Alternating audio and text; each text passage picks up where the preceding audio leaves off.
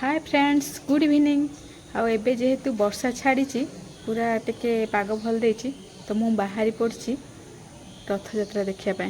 ठाकुर तो दर्शन कर आसी जाइए सका किंतु रथ रे ठाकुर न देखले मनटा भल लगुनि। इच्छा हो ठाकुर दर्शन कर पारे मन भर गोटे द्वंद्व रही जाऊँगी। तो ये बाहरी पड़े वर्षा छाड़ी रेनकोट छता दुईटा जाक एका सागे नहीं जाऊँ कहीं गाड़ी चलैला बेले तो छता धरिकी माने गाड़ी चलै पारिनी रेनकोट पिंधिले चली हेनी एत भिड़ भितर। तो छता भी नहीं आउ रेनकोट भी नहीं कि बाहरी पड़े मुझे ठाकुर दर्शन करने देखो आपन को वेदर केमती कौन अच्छी देखो पाग केमती अच्छी आउे आज सुखला ए जस्ट टिके मैंने जिते मुझे बाहरी गली भाभी मैंने करेक्ट टाइम भी मत लगुच रथ टणा हो सारे तथापि भी जी देखिया जदि भाग्य थी ठाकुर दर्शन करहब कौन करिया सेते वर्षा प्रबल है आबे वर्षा छाड़ी से बाहर जाकि आपण मान सहित कथा हो देखो भवानीपाटना रे कौ प्रकार भिड़ सब दुकानी बजार सब बसी सब खेलना सब सब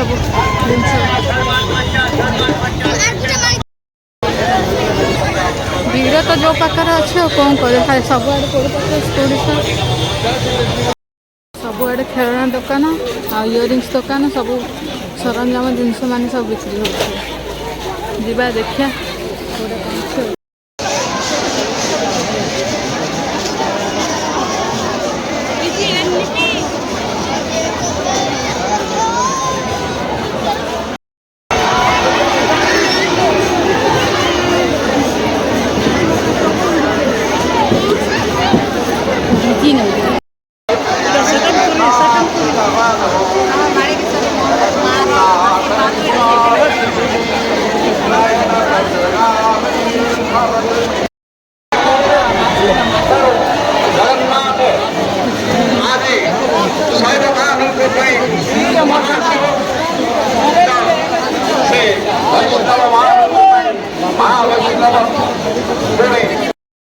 संस्कृति सहित जड़ित तेणु जगन्नाथ होती एकमात्र देवता जे कि एकमात्र सांस्कृतिक देवता जे कि गोटे रंग कला कौन स्थान केवल आज पूरी भितर सीमित हो रही है समग्र देशर विभिन्न स्थान में रथयात्रा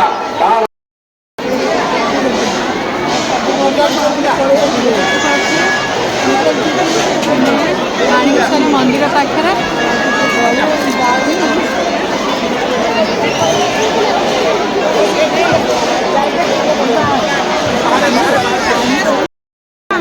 भीड़ देख वर्षा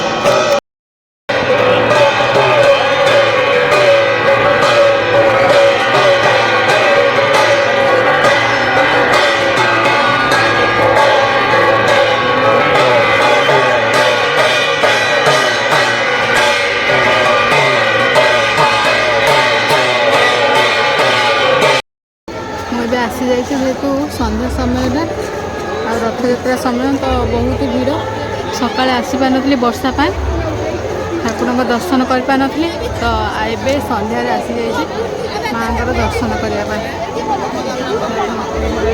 माँ मंदिर तो भीड़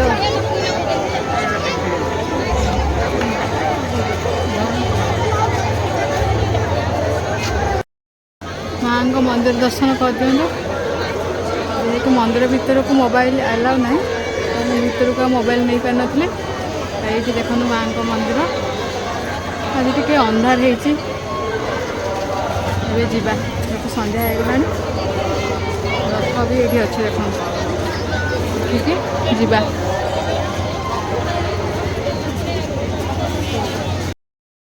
ରଥ ବୁଲା ସରିଲା, ଏବେ ଯିବା ଘରକୁ। ଭିଡ଼ିଓ କେମିତି ସବୁ ବଜାର ପଡ଼ିଛି, କେଉଁ ବଜାର ପଡ଼ିଛି ଯିବା ଦେଖିବା।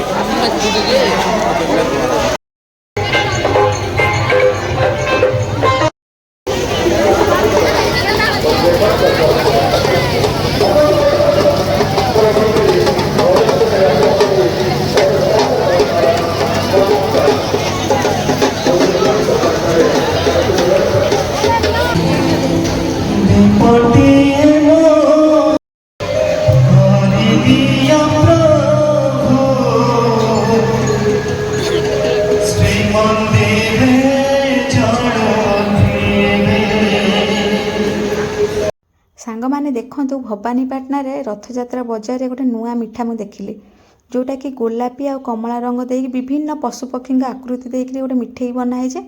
ଆଉ ଏଇ ମିଠେଇର ନାଁ କ'ଣ ଆପଣମାନେ ଯଦି ଜାଣିଛନ୍ତି ତାହେଲେ କମେଣ୍ଟ ବକ୍ସରେ ମୋତେ ନିଶ୍ଚୟ ଜଣାଇବେ। ଆଉ ଏଇଟା ନୂଆ ମିଠା, ମୁଁ ତ ଫାର୍ଷ୍ଟ ଟାଇମ୍ ପାଇଁ ଦେଖିଲି। ଆଉ ଏବେ ମୁଁ ଆସି ପହଞ୍ଚି ଯାଇଛି ବାଲାଜୀ ମନ୍ଦିରରେ, ଯେଉଁ ମହାପ୍ରଭୁ ତାଙ୍କର ମାଉସୀ ମା ମନ୍ଦିରରେ। ଆଉ ଏଇଠି ମାନେ ମହାପ୍ରଭୁ ରଥରୁ ଆସିକି ମାଉସୀ ମା ମନ୍ଦିରରେ ଅବସ୍ଥାପିତ ହୋଇସାରିଲେଣି। ଆଉ ଦେଖନ୍ତୁ ମହାପ୍ରଭୁ କେତେ ସୁନ୍ଦର ଦେଖାଯାଉଛନ୍ତି, ଆଉ କେତେ ସୁନ୍ଦର ଭାବରେ ସଜାଯାଇଛି। ଭକ୍ତମାନଙ୍କୁ ଦର୍ଶନ ଦେଉଛନ୍ତି ମହାପ୍ରଭୁ। ଆଉ ସବୁଠାରୁ ସୌଭାଗ୍ୟର କଥା ଥିଲା ମୋ ପାଇଁ, ଏଇଠି ଆଳତି ସମୟରେ ମୁଁ ଆସିଥିଲି, ଆଳତି ବି ଟିକେ ପାଇଲି। ଆଉ ଏଇଠି ରହିଲେ ମହାପ୍ରଭୁଙ୍କ ରଥ। ତ ମହାପ୍ରଭୁଙ୍କ ଦର୍ଶନ ସାରିକି ଏବେ ଯିବା ଘରକୁ। ଏବେ ଆସିକି ମୁଁ ପହଞ୍ଚୁଛି ଘରେ। ଆଉ ହେଲାଣି ଏବେ ଟାଇମ୍ ରାତି 8ଟା। ଯେହେତୁ ବର୍ଷା ପ୍ରବଳ, ତ ରଥ ଟଣା ବି ଲେଟ୍ ହେଲା। ଆଉ ରଥ ଟଣା ଲେଟ୍ ହେଲା ମାନେ ଠାକୁରଙ୍କ ଦର୍ଶନ ସବୁ ସାରିକି ଆସିଲା ବେଳକୁ ହିଁ ଲେଟ୍ ହେଇଗଲା। ଆଉ ସବୁଠାରୁ ବଡ଼ କଥା ହେଉଛି, ଏତେ ଭିଡ଼ ଭିତରେ ମହାପ୍ରଭୁଙ୍କୁ ରଥରେ ଦର୍ଶନ କରିବା, ଯାହା ହଉ ସେଇଟା ଗୋଟେ ସୌଭାଗ୍ୟର କଥା। ଆଉ ଦର୍ଶନ କରିସାରିକି ମୁଁ ଟିକେ ମାଉସୀ ମା ମନ୍ଦିର ସେ ଯେଉଁ ପାଖାପାଖି ଥିଲା, କିନ୍ତୁ ଯେହେତୁ ସେଇଠି ମାନେ ଏବେ ଠାକୁର ଯାଇନାହାନ୍ତି ମାଉସୀ ମା ମନ୍ଦିରକୁ, ତ ଟିକେ ଭଜନ ସମାରୋହ ଥିଲା, ସେଇଠି ଟିକେ ଦେଖିଲି। ତାପରେ ବଜାରରେ ଟିକେ ବୁଲାବୁଲି କରିବି ବୋଲି ଭାବିଥିଲି, କିନ୍ତୁ ବର୍ଷା ତା ସହିତ ପାୱାର କଟ୍, ତ ବେଶୀ କିଛି ଆଉ ବଜାର ବୁଲାବୁଲି କରିନି। ଆଉ ଦିନେ କେବେ ଗୋଟେ ସନ୍ଧ୍ୟାବେଳେ ଯାଇକି ବୁଲାବୁଲି କରିବା। ତାପରେ ମୁଁ ଆସିଥିଲି ଏଇଠି ଆମର ଯେଉଁ ବାଲାଜୀ ମନ୍ଦିର ଅଛନ୍ତି ସେଇ ଠାକୁରଙ୍କୁ ଦର୍ଶନ କଲି। ଆଉ ଦର୍ଶନ କରିସାରିକି ଆଳତି ବି ପାଇକି ଘରକୁ ଆସିଲି। ତ ଆଜିର ବ୍ଲଗ୍ଟି ଏଇଠି ଏଣ୍ଡ କରିବା। ତ ସାଙ୍ଗମାନେ, ଆଜିର ଯଦି ବ୍ଲଗ୍ଟି ଆପଣମାନଙ୍କୁ ଭଲ ଲାଗିଛି ଦେନ୍ ଲାଇକ୍, ସେୟାର ଏଣ୍ଡ କମେଣ୍ଟ କରିବେ। ଯେଉଁମାନେ ମୋ ଚ୍ୟାନେଲକୁ ନୂଆକି ଭିଜିଟ୍ କରିଛନ୍ତି ସବସ୍କ୍ରାଇବ୍ କରିବାକୁ ଜମା ଭୁଲିବେନି। ଆଉ ସବସ୍କ୍ରାଇବ୍ କଲା ପରେ ପାଖରେ ଥିବା ବେଲ୍ ବଟନକୁ ପ୍ରେସ୍ କରିବେ, ତାହେଲେ ଯାଇକି ମୋ ଚ୍ୟାନେଲ ଆସୁଥିବା ନୂଆ ନୂଆ ଭିଡ଼ିଓର ନୋଟିଫିକେସନ୍ ପାଇପାରିବେ। ରହୁଛି, ନମସ୍କାର, ଜୟ ହିନ୍ଦ।